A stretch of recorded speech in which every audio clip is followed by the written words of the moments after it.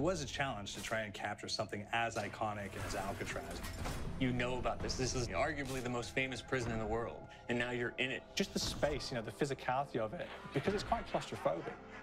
When modern-day prisons are designed, they really consider not intimidating people or making the spaces, you know, as least stressful as possible. Well, Alcatraz didn't suffer from those restrictions. They did the research, they went out, studied Alcatraz, not just from books or internet.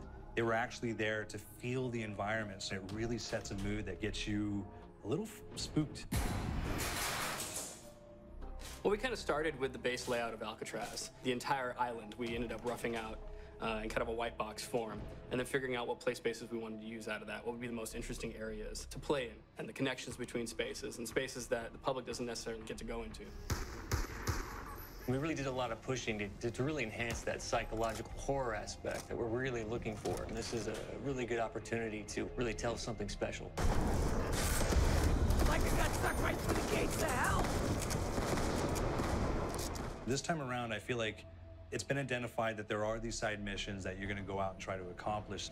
Al and the rest of the groups put together this escape plan, but the point is to get the parts and assemble this plane so they can get off the island. We did something new for the first time. We have actually contextual music that goes off. So that's a first for zombies. And it's all based around this horror thriller aspect. Every location will have a specific stinger that you hear when you find it, when you discover it, when you start unraveling the story, we start building on the music that you're hearing, and it's really enhancing that experience and going along with it in parallel.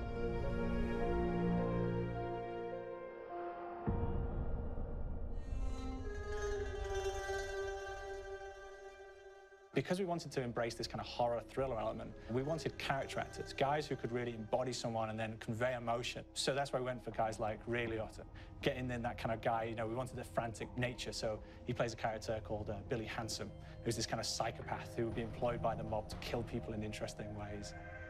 Chaz Palminteri, he plays a guy called Sal DeLuca, an old mob boss.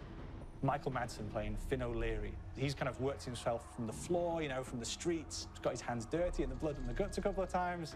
And then we had Joe Pantoliano, and he plays Arthur Arlington, who's nicknamed the Weasel. Those guys, they bring a quality and a subtlety and timing that you can't really identify or try to recreate. Bring it on! Dirtbags! You start off in the afterlife mode, and that's just going to be, you know, what's going on. You're going to try to solve the mystery from the second you start.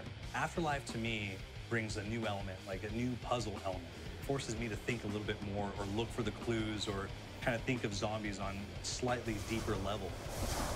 You see clues throughout the map that tell you, ooh, perhaps if I'm in the afterlife, I can interact with this object, or there's some puzzle going on here that I need to be in the afterlife. Back east, I whacked a dirty dentist with one of these. Took forever, too. Alcatraz has a Civil War kind of fort background before it turned into a penitentiary. And so we had this kind of backstory, the idea that the warden would have collected Civil War weaponry. And one of them is a blundergat. It's a fictional weapon, but the idea of the combination between a blunderbuss and a Gatling gun. And possibly, there might be a way of upgrading it to a more fantastical weapon that the players may find. We all gotta go sometime. You just went now. There's one main zombie, one big zombie that's going to come through and wreak havoc on your life. He'll lock down the perk machine, he'll close down the box, so you have to pay to get that open again, so you don't want him to interfere with your process. Now's a good time to pick a fight. Why you hurt me? It's a fun challenge. It keeps things moving forward. In terms of perks, we have a new perk called Electric Cherry. When you reload, it gives a shock around, which scales over time. Who's asking for it, greaseball? There's so much to experience in this map. Every time I play it, there's a new tactic to take, a new experience, a new objective to go for. But there's also this layer of things that we aren't exactly exposing to the players right off the bat and will need to be discovered. Don't let me go. Is it the calling we hear? We've got the undead in there, we've got these historical elements, and these fantastic actors all seem to be with peace with each other in this kind of same world. So It's magical, and our team is incredibly excited by it. We see the call.